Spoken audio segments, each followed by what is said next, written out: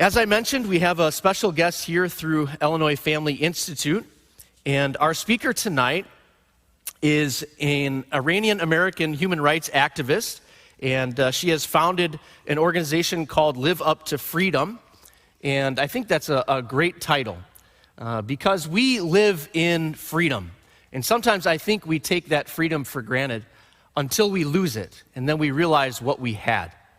And her story really is one from Iran, a country that was free and almost overnight wasn't. And so she's going to talk about that, but she carries an amazing story with her, one that as she advocates for humanity and girls and women throughout not only the United States but out the world, she comes from a perspective of being a child bride. Can you imagine? We talked this morning about epic dads. I can't imagine having a father that would be willing to sell me for $50. Can you imagine that? But you know what? That happens all around the world. Kids, look at your parents and say thank you for being a good parent. All right? Don't ever forget that. Don't ever forget that. And she likes to make sure everyone knows that she immigrated to America and she did it legally. And so we thank you for that. Give her, Annie Cyrus, a big hand as she comes tonight to share with us.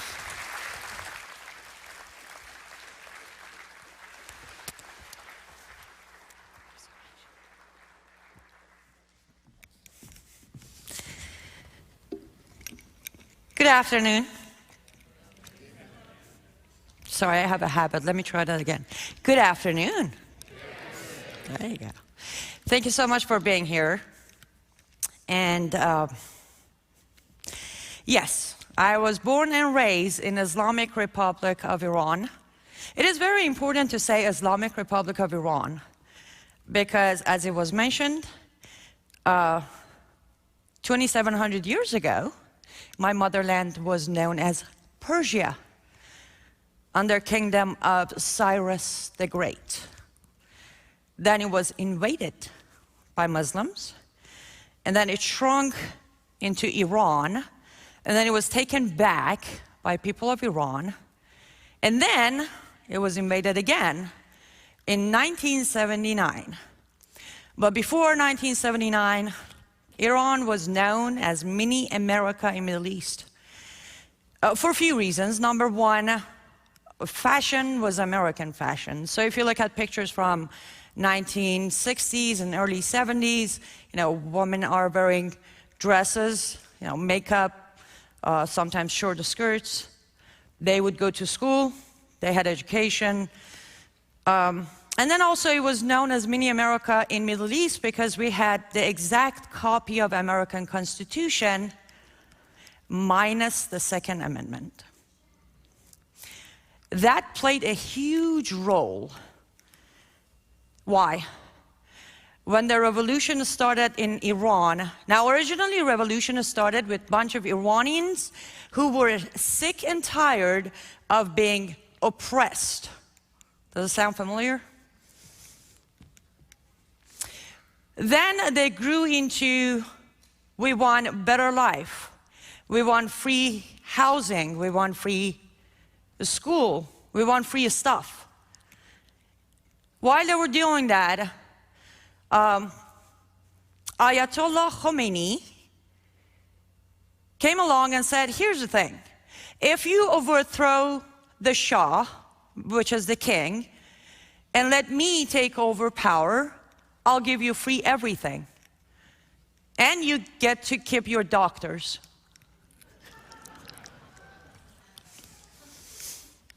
No, he actually said you get to keep your lifestyle.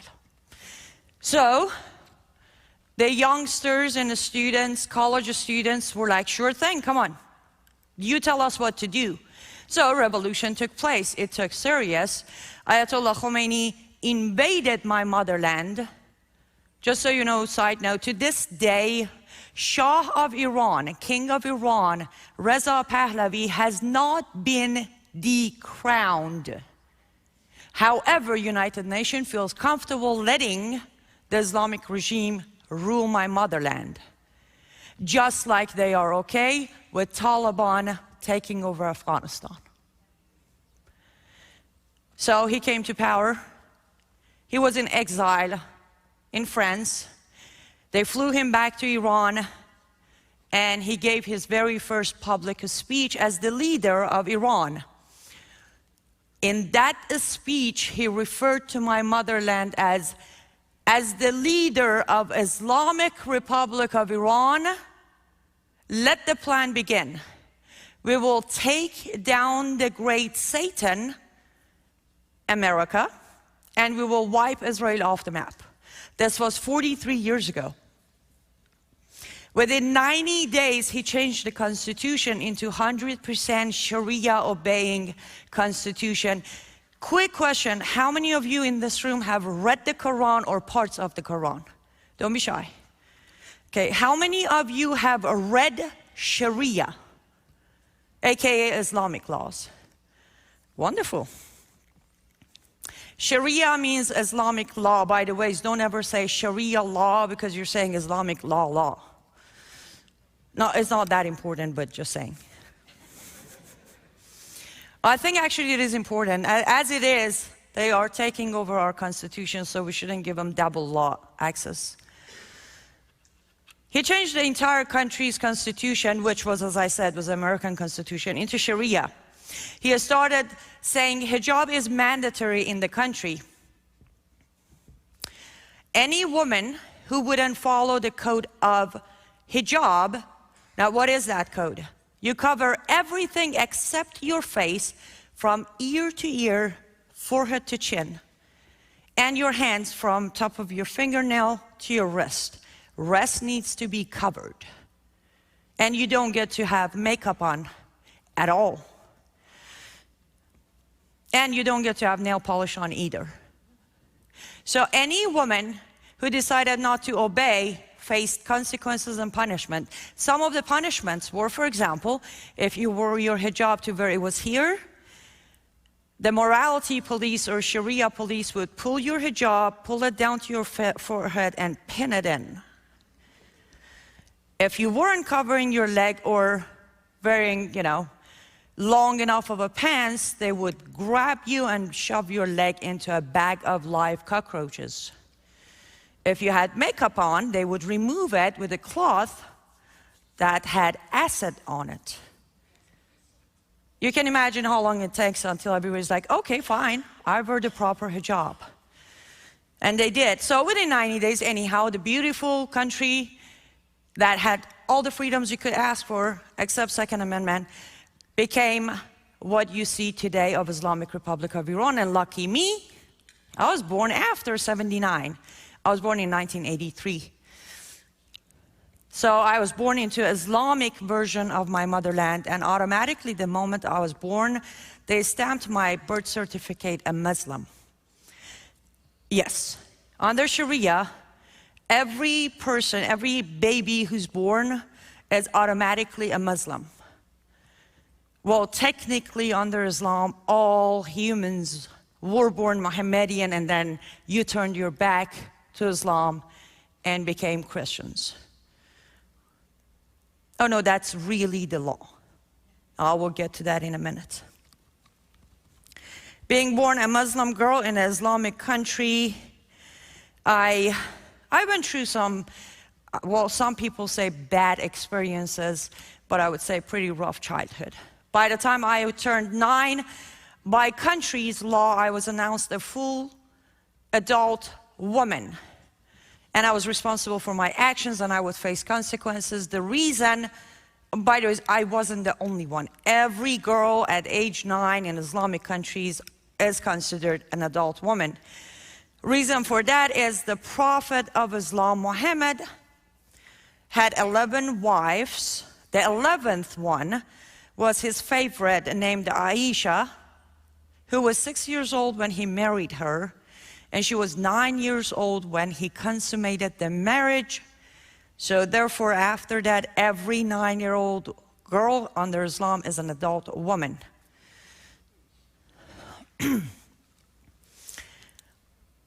So I became responsible for my actions, and I was somewhat of a normal teenager, as you would consider it here, you know. I would, for example, have nail polish on, or I would go to a party where guys and girls were in the same room. I love singing. No, don't ask me to sing, I can't do it in English. So as I was singing, I got carried away, so I was singing loudly on the street. Once my long hair kind of accidentally started showing from back of my hijab.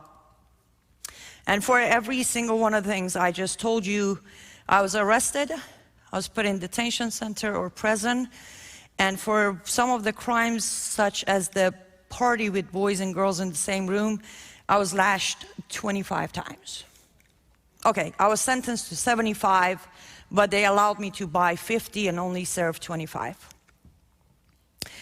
This was all between age 9 and 13. How many of you in this room have little girls, daughters, nieces? How you all feeling? I just want to make sure you're all still understanding how wonderful America is. I know it's just the beginning. Beginning of my story. Anyhow, my father was a sheikh. Sheikh is a step higher than imam. He is an Islamic leader who can make judgments, Islamic under Sharia judgments. So he got tired of me being a bad girl, and he decided to turn this around and make me somebody else's problem, because it was just putting him in a bad position with his, high level of leadership. So one day he told me, I am going to marry this guy. I married that guy. He received $50, to be fair, and a month of personal opium usage, and handed me over. At this point, I was very much done with my 13th. So technically, yes, I was 13, but shortly after I was 14. Like, that makes a huge difference, right? I know, I literally had some opposition sometimes saying, make up your mind, were you 13 or 14? I'm like, does it really make that much of a difference if I was 13 or 14? Hey, I could have been 15. It's still illegal. Not just in America. Under Declaration of Human Rights, internationally, 13, 10, 9, 15, until 16, you're not even considered a fully developed mind yet. Most of the time, the saying is, she's a kid. Anyways, the man who purchased me was not so much of a, well, I'm sure you can imagine, someone who's paying for a child is not really reliable or stable. So he had his own issues. Of course, he purchased me, so expectation was that he's allowed to consummate the marriage. And then expectation was for me to be a good wife, cook, clean, whatever. And then if he wasn't happy with my performance in any shape or form, he would beat me up. Now, I asked if you have read the Quran. Every single thing that I told you that has happened to me, when I questioned it, as a human mind question is, but why, Dad? Like, why are you doing this? He would show me a verse in the Quran that made it okay. Chapter 4, verse 3 allows you to fall in love with beauty or wealth of an underage girl, and if you can fairly pay for her as much as you would pay for an older woman, you can have her. Chapter 4, verse 3. And then chapter 4, verse 11 says, I don't have a say in any topic because I am considered half of a male figure, so my father makes better decisions for me than I do. And then chapter 4, verse 34, you'll notice by end of this presentation, chapter 4 is my go-to. The name of the chapter is The Woman, so you can figure why everything is on chapter 4. Chapter 4, verse 34 says, if you think, pay attention to the words, if you think your wife is going to disobey you, she doesn't need to do it yet. You just kind of have a feeling.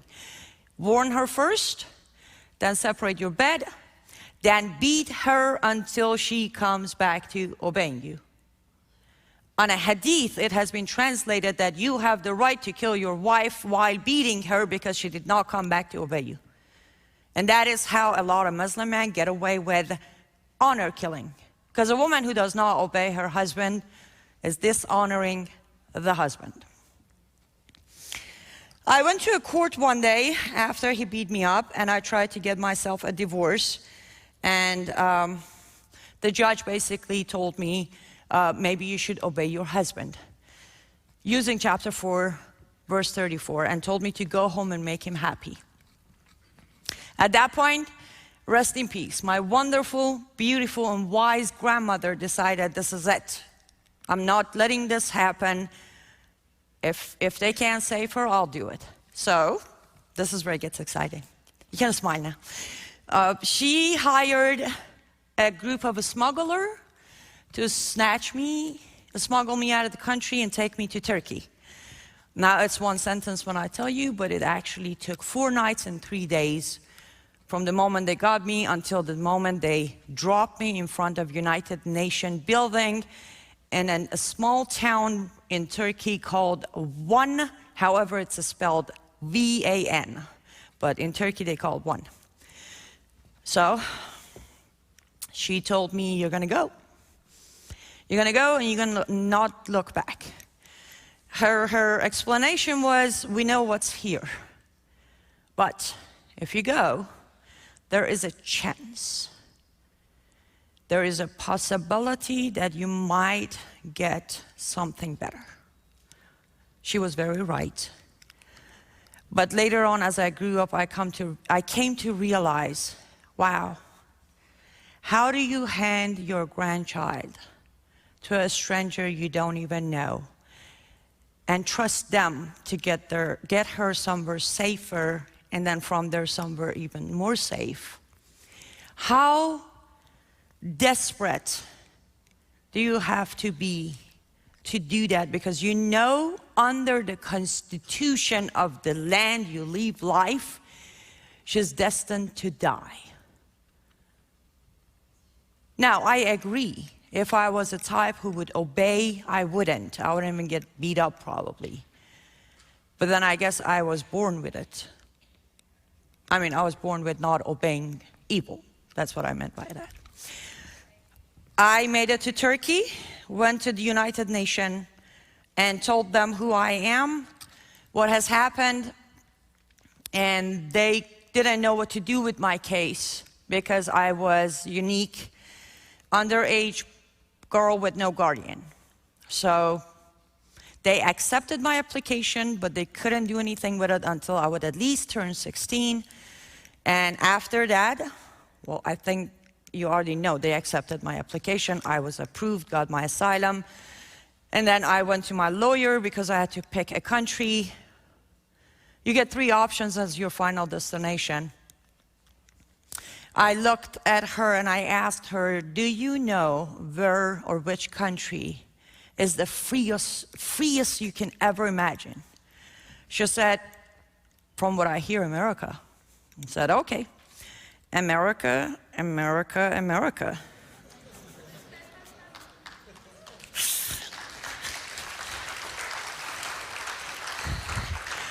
Come on, when I say America, it should be a lot louder than that. It's America.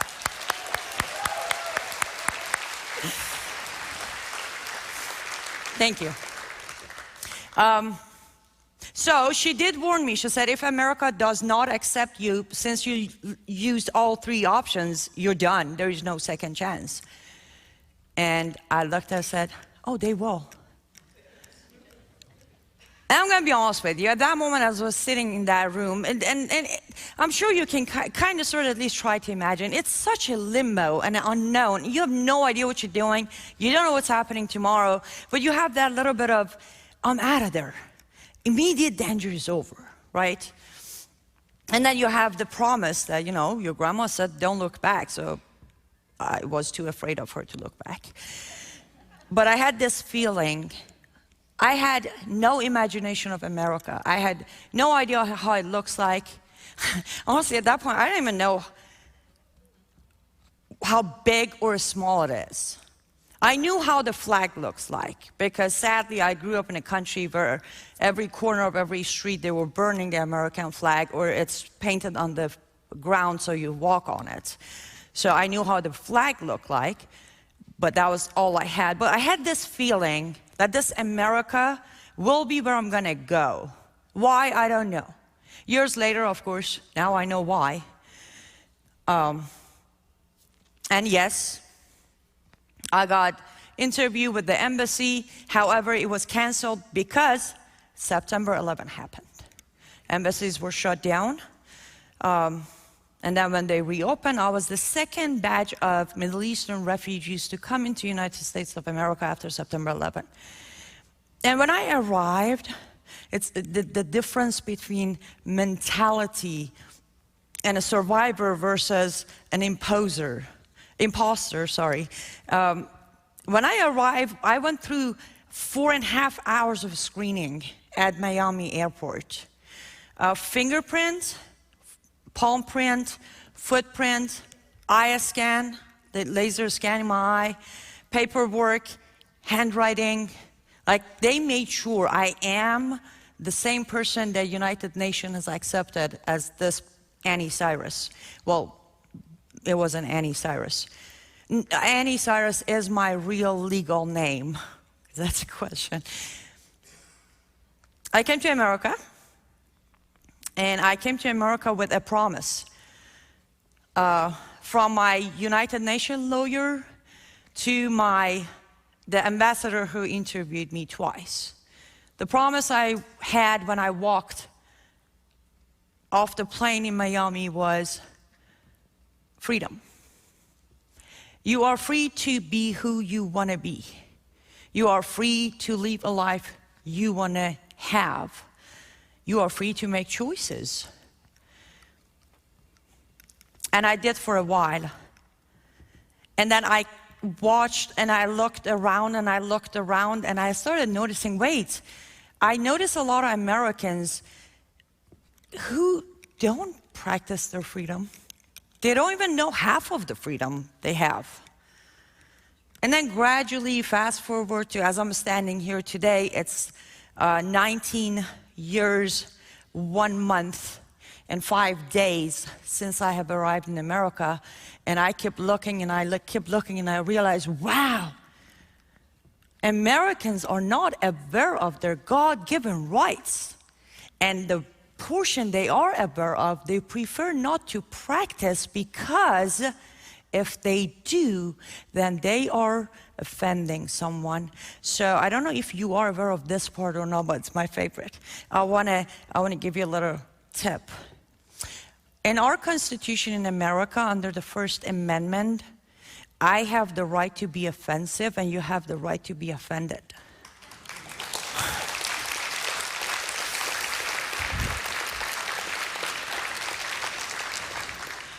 Self-censor and self-silence goes against our First Amendment. And we're constantly doing that. Now, let me not jump too farther into my life. I left Islam the moment I could.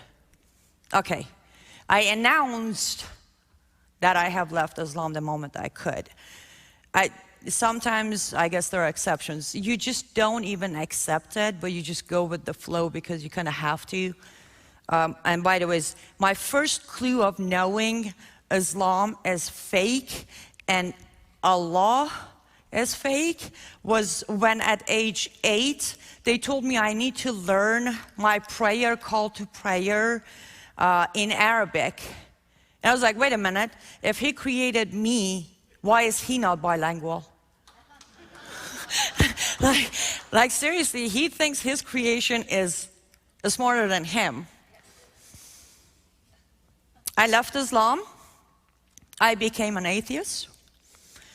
And that happened when I received a call that my father has passed away. My only question was, how? They said in his sleep. I said, there is no God. That man cannot do what he did and die so peacefully. He was supposed to suffer. I became an atheist for a while. Then, because I'm very logical, this atheism thing wasn't making sense. So I decided to become a spiritual person who believes in God, but I'll figure the rest out. However, in 2008, I started, speaking out. I started helping other people. I started rescuing people, because that was when I was, my life was established. I could speak somewhat English. I had an income. And then from there, it picked up. I got invited in places, and then I started doing shows, and my English got better to where people could understand what I'm saying. No, I'm not kidding. Go back and watch some of my videos early on. You're like, I think that's what she meant to say, but I'll take it. I'm not saying I'm that perfect. I mean, I had to cheat twice and ask lovely Paul and Ann to tell me how to pronounce few words I was planning to use. But my point is, as I adapted more and I assimilated into American life more, I started helping others. And then in 2010, I was officially eligible to become an American citizen now. So I did my paperwork, and I walked into the building where the ceremony was taking place, and I was late. Like, I literally squeezed myself between doors before they closed it. It was a room filled with immigrants ready to become American citizens, and I don't think I've ever shared this one publicly, but I have a reason for sharing. We all stood there. I want to say all of us almost were just bawling. Nobody was talking. This was it. And I actually was the only person there by myself. Everybody had friends or family, somebody showing up with them. Sadly, I didn't share that day with anyone else. But they asked us to, raise our hand and repeat after the officer who was swearing us in as American citizens. And we took an oath to uphold the American Constitution. If our country ever needs us, we will be there to defend America against all enemies, foreign and domestic. And I, with many other people, took that oath, and that's when the magic happened. And I've become, officially an American citizen. Got a passport. Thank you. The reason I'm sharing this day of my life with you is I want you to know I take that oath very seriously, even though I'm not a soldier, I'm not a police officer, I'm not in government, but I'm an American citizen who took an oath to protect America. And one of the reasons I'm standing here today is because of that oath. And I think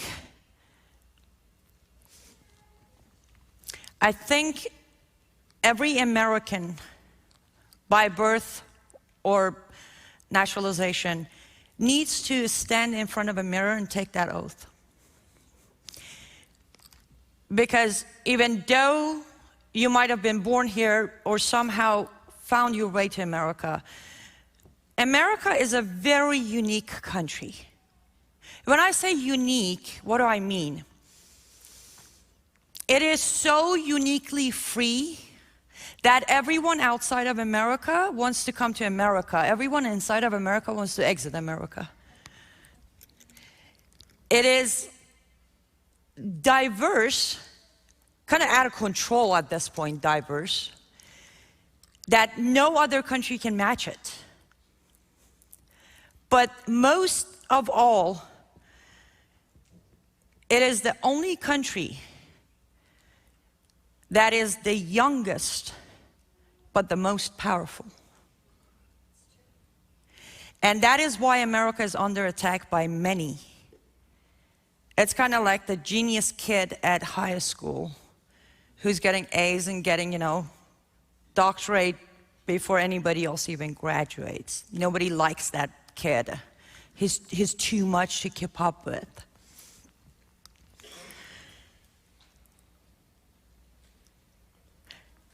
In 2011, I was invited on Sean Hannity's radio. And of course, from there, everybody else wanted to hear my story, thankfully. Fast forward, I think I'm boring everybody. I see some of you are taking a nap. So fast forward to 2016. That was a joke, by the way, so I know you're not napping. Sorry, sometimes it gets a little hard for me to keep on going, so I have to crack a bad joke. And then I laugh at my own bad joke. See, that's life. In 2016, I was contacted by a wonderful friend asking me if I feel comfortable speaking in front of a live audience. I said, do I feel comfortable? No. Will I try it? Absolutely. I went to Sacramento, gave a speech, short 10 minutes something. And then I went back home and I regretted it. I was like, why did I do this? I'm not made for this. Every time I try to tell my story, I'm either choked up or I'm filled with so much anger that for weeks I just don't want to deal with life. And then I got a call from Paul. I don't know him. I just received a call of, hey, we're putting together this program. And we have speakers, Phil Haney, founding member of the Homeland Security, rest in peace, brave man. And Yosama Dakdok, I believe. I was like, yeah, sure. And then I came to Chicago. And I went on a stage on a stone church. Sorry, I don't know the town that it's located, but I'm sure you've heard of it. And I started giving my, a story, and I started building up the usual anger, not being happy about that I have to repeat. And yes, it was mentioned. It's one thing to try to imagine a father who does, sell a daughter. It's another thing to being that daughter. So I was building this anger, and for a very split second, as my heartbeat was going, angry on me, I felt like my heart stopped. I'm like, did I die? I just don't know it. And then I felt this really warm feeling inside my chest. And I heard the whisper. The sentence I was saying was a sarcastic, well, I guess some dads love you this way. And that's when I heard, don't you worry, your Heavenly Father loves you. And that was the moment that I was saved, finally, after rejecting Jesus Christ for so many years because I thought I know better. At that moment, I believed him.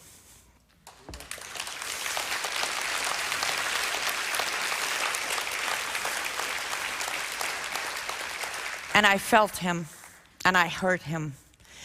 And amazingly, this speech was captured on camera. And for the first time ever in my entire life, and all the work I have done for so many years, that video went viral. As of right now, it's sitting on 1.5 or 6 million views.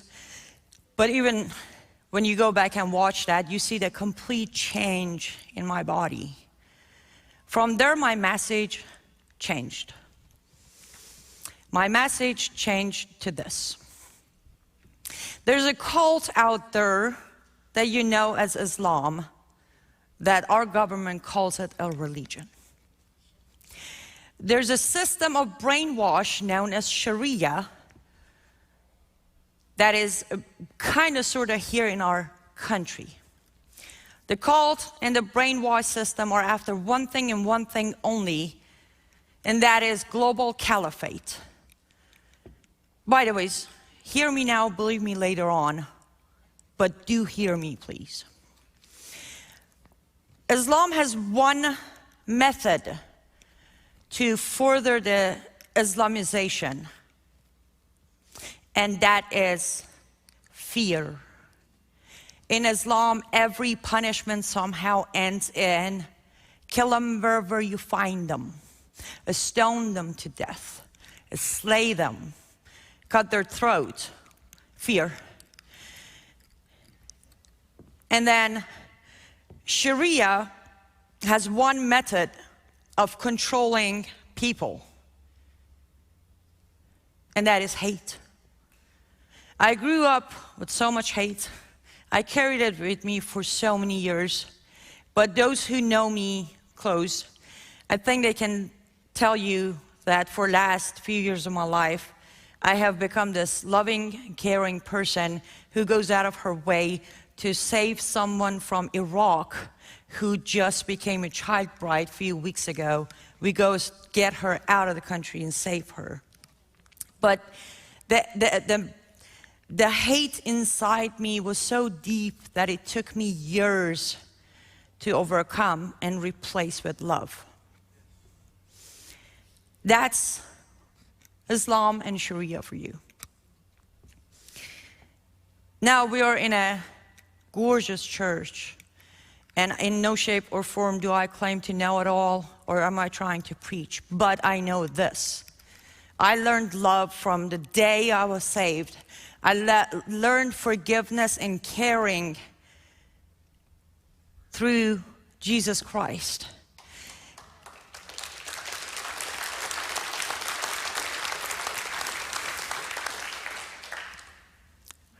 To claim to be a Christian, we love, we give, we care. We want to try to coexist with fear, hate, take, humanity not involved. I'm so sorry to break it to you, but that is impossible.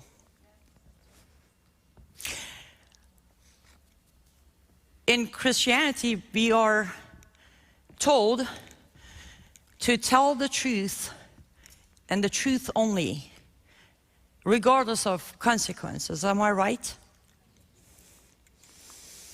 In Islam, in Quran itself, Allah has allowed Muslims to lie if they need to further the agenda of Islamization. Do you really think these two sides can coexist? Any of you, feel free to raise your hand. Have you ever heard of the interfaith dialogue? Okay, interfaith dialogue is a new system where pastors of churches and imams of mosques, and mainly this, but sometimes synagogues and rabbis are involved too, they get together and they try to build bridges to where we can coexist. Now, the system works this way. The pastor will tell Christians to go ahead and visit the mosque with this imam at this location and listen to him. But the imam never tells the Muslims to come to the church. So it's a one-way bridge. Now, it's not my place to say why some pastors are giving into the system. That is definitely not my point. But I'm going to take a few seconds and torture you with few verses of Quran. Bear with me. At the end of each, I will ask you if you agree with this statement in that Quranic verse, and I would appreciate an answer. But let's just start with Quran, amazing, chapter 4. Somehow, Jesus has made its way into chapter 4 of Quran. It says, "O people of the scripture, do not say anything about Allah except the truth. The Messiah, Jesus, the son of Mary, was but a messenger of Allah, and his word which he directed to Mary, and a soul from him. So believe in Allah and his messengers, and do not say the three." You know what three refers to, right? Do you agree with this statement? Is this the Jesus we believe in?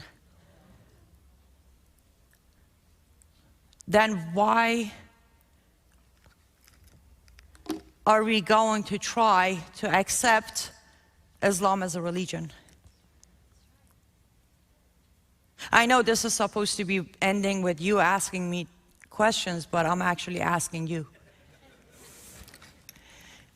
Seriously, when you leave this room tonight, are you willing to call Islam a religion? Thank you. Please hold on to that feeling. Because when we all come to realize that Islam is not a religion, then the protection of our First Amendment is lifted from them, isn't it? Let me ask you something else. However you want to answer, raise your hand, shout. How many of you believe Jesus Christ is perfect? Amen.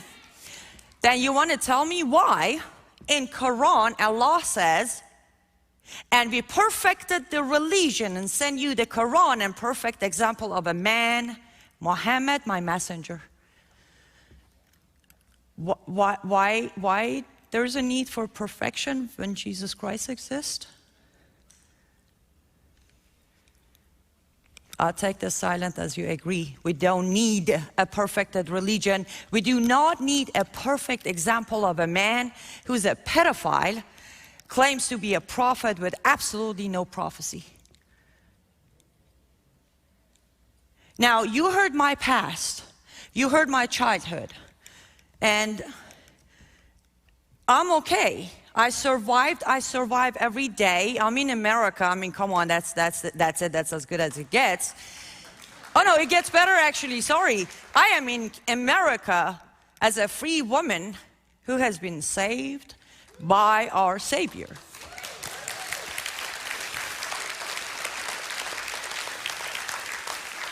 But let me ask you this. Are you aware of what is happening in our military base in Wisconsin regarding the plane that loaded Afghans and brought them there? Oh, that is really sad. As of right now, my organization, Live Up to Freedom, is talking to constitutional lawyers and state lawyers, digging information, because we have an Afghan child bride in Wisconsin that is still living in the same house as her husband. She is 12 years old. He is 62 years old. DHS is now removing her from the house. And yes, if you want to help us through this case, we can get a lot of helps, because we got to get in there and get her out of that house. Thank you. But my point is, until today, you didn't even know that in our country, we have a 12-year-old child bride with no protection, even though our government is very well aware of her existence. Now, please feel free to stand up and change my mind when I say Sharia is superior to our Constitution today. It's not? Then why do we have a child bride in Wisconsin?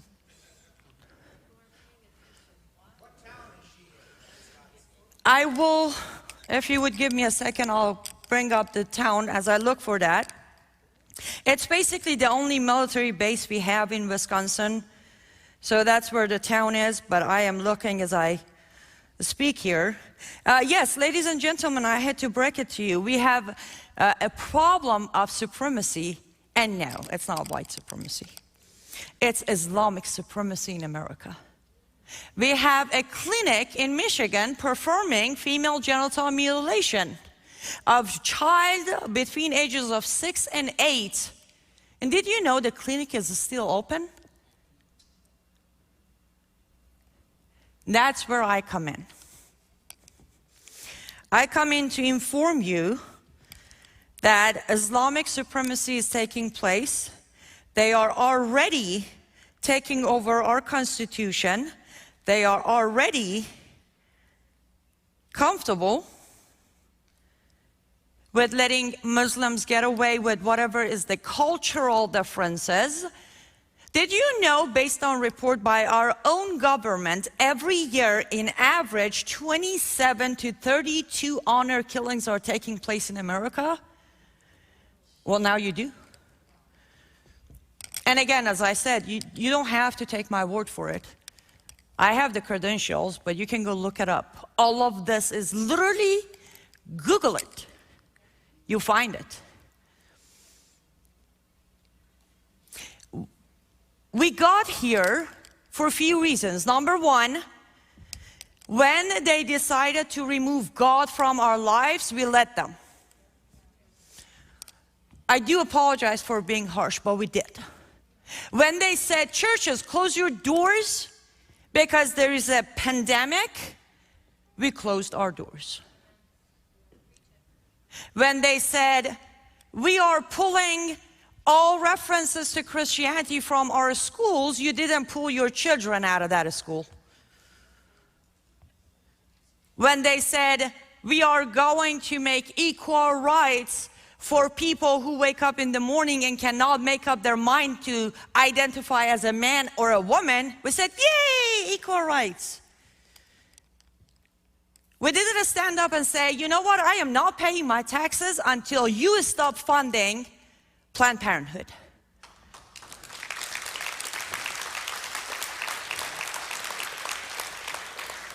And worse, we didn't stand up and say, you know what, I am done giving you a penny until you get back every penny of $85 billion in weaponry handed over to Taliban.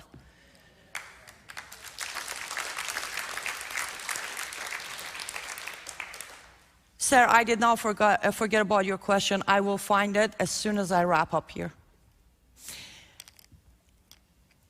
You see, we let it happen because we have values and foundation for life. Because we are busy raising families, making money, building foundation for our nation and country. However, there is a time and place for everything. I said this on Thursday night at candidate James Martyr's event. By the way, since I said it, get familiar with James Martyr for Congress. Great man, you should get behind him. And that was me, not the church. I said this, I don't like telling people what to do. I don't like people telling me what to do. But sometimes it takes a survivor, a foreigner, to remind all of you that this nation is gorgeous. America is gracious. America has saved millions of lives like mine. And for that, they want to take it down. And if every single one of you do not stand up, and I literally mean this, how many more mandates are you going to take in before you stand and say, show me in the Constitution where you get to do this to me?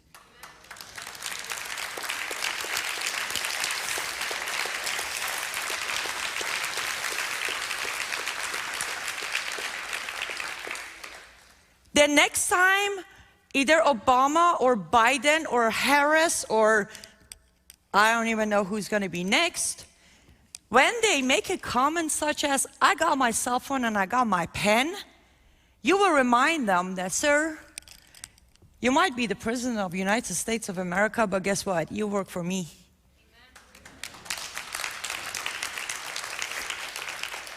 I'm going to make a very quick connection here. I hope I don't lose you.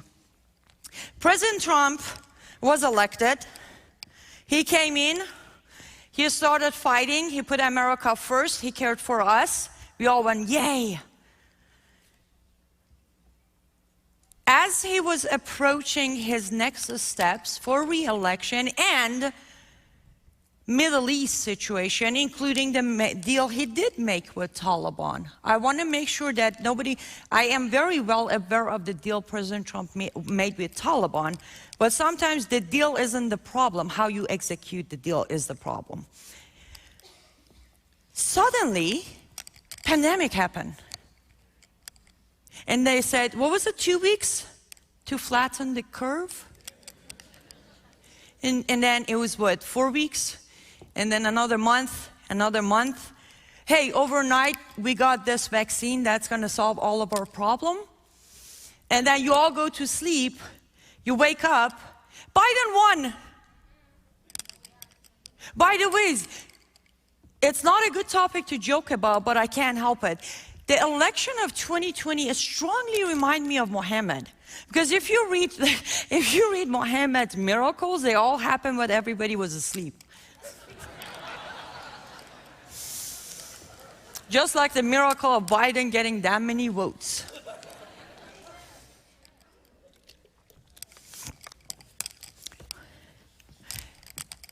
In all seriousness, pandemic happened, we didn't fight back.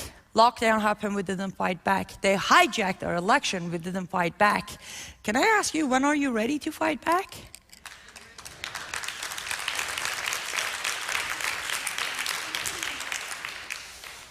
Because I know they say in soccer, they say there's 90 minutes time to fight. But if you're like 6 scores behind and start fighting at minute 89, you're kind of too late to the party. And I feel like we're at minute 85. Pandemic happened, lockdown happened, economy started collapsing, hijacked the election, put a wonderful man with absolutely, pardon me, I don't mean to be mean, but I really think if we had a cucumber in the White House, would have a higher IQ than Biden.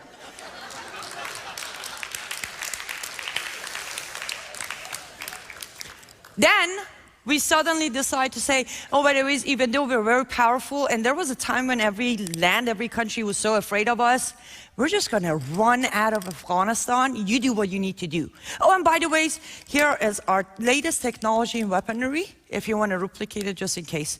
And Americans left behind, it's okay, who cares? Give us some Afghans and Taliban to take in. It is unbelievable, but is it unbelievable? Attack a nation from all fronts. When you have enemies outside, inside, and within, what do? What do?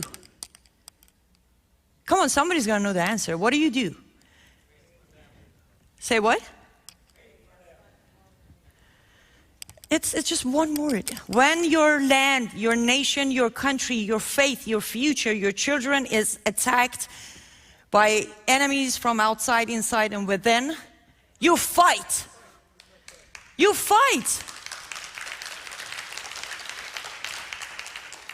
And again, we have a constitution that specifically puts Second Amendment in there for what?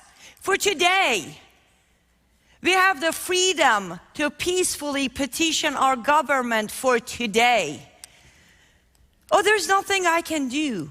Imagine for 1 second, if those around Jesus would say, but come on, Jesus, it's just a couple of us. What are we going to do? Can you imagine that? I don't want to imagine that. But that's the thing. It's great to wake up in the morning and feel God's glory. It is absolutely amazing to praise Him. It is great to know He is with us. But to sit and expect Him to do it all, why? Why? Why are we so entitled to say, God got this? Yes, He does. He has a plan, but did you ever consider maybe part of His plan is us doing something?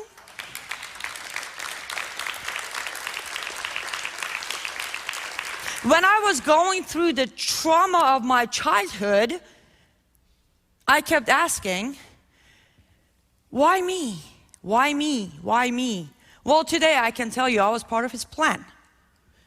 Amen. It's that day, there is a time when you need to realize being kind is different than being naive. Being nice is different than looking away. How are you gonna answer when you are asked, did you do anything when they were taking away your freedom? Do you have an answer to that question? Every day when I go to bed, if I go to bed, I review my day. Did I do enough? Was there something more I could do? If I could and I didn't, I'm going to squeeze that to my tomorrow. And I understand I kind of have the luxury of not having a life, so this is my life. But I'm sure everybody else can spare 5-10 minutes of your day to save your next generation of children. Remind you, the revolution happened in 1979. I was born in 1983. I wasn't even born, and guess who paid the price? I did. It will happen. Anyone who thinks it's not going to happen, I hate to break it to you, but it will. Because when you don't react, you see, if you sit back and let them keep on taking the first step and the second step, and there is no reaction, there is no pushback, they will just get to the end of their plan. What is the plan? Take down America. There are real people who hate us. Quran chapter 5 verse 51, "O you who have believed, do not take Christians and Jews as your allies." Is that clear enough? And again, live up to freedom is rescuing Muslim child rights. So I don't have any problem with Muslims. I like to be clear about that. I have no problem with people. I have no problem with humans. I have problem with toolboxes created such as Islam, socialism, Marxism, communism. Those toolboxes, as soon as one decides to sell their soul to the devil, there's a toolbox to use. So we got to get rid of those ticking bombs. And yes, I'm not saying let's get rid of it everywhere. Let's just start here. How about this? Let's just start with Illinois. How about that?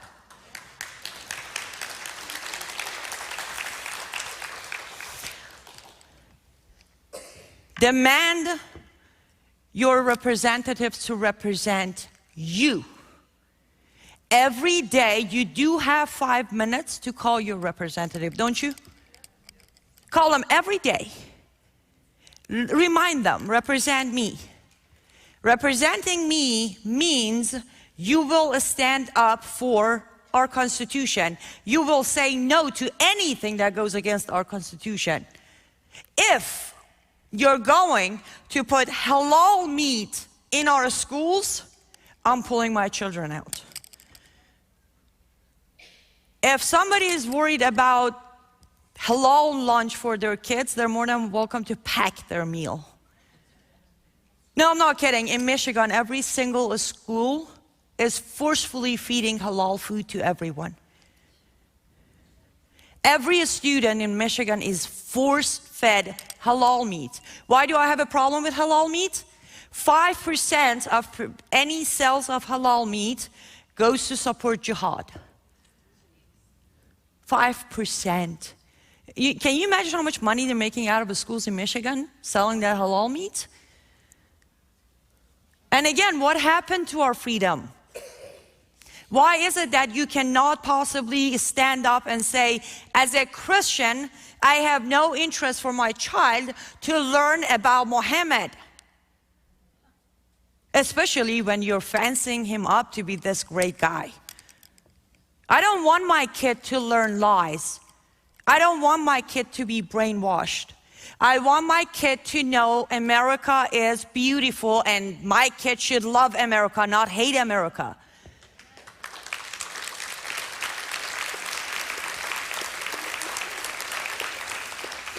I'm normally very good at this, but I'm sorry, how much more do I have on the 40 minutes? I'm over already? Okay, since I'm over, I go here. Bring God back to America. Read, understand, and completely digest, memorize, hold on to our Constitution. You will never find a better one, ever. Then get educated on the biggest threat our nation is facing. It is Islam. Islam is out to kill us all. Again, don't believe me? Read the Quran. Watch my other videos. When you're educated, when you remember who's in charge again, then we can unite as one nation under God to save America, as she is so very much worth saving.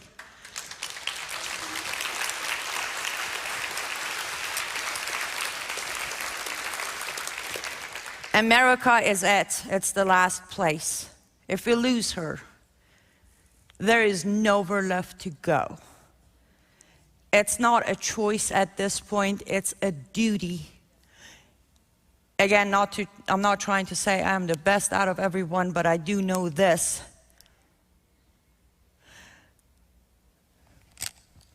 Jesus would have fought today. Jesus would have stand up, and he would fear no evil. So let's stop fearing them. Let's start standing up. And on that note, God bless you, and God bless America.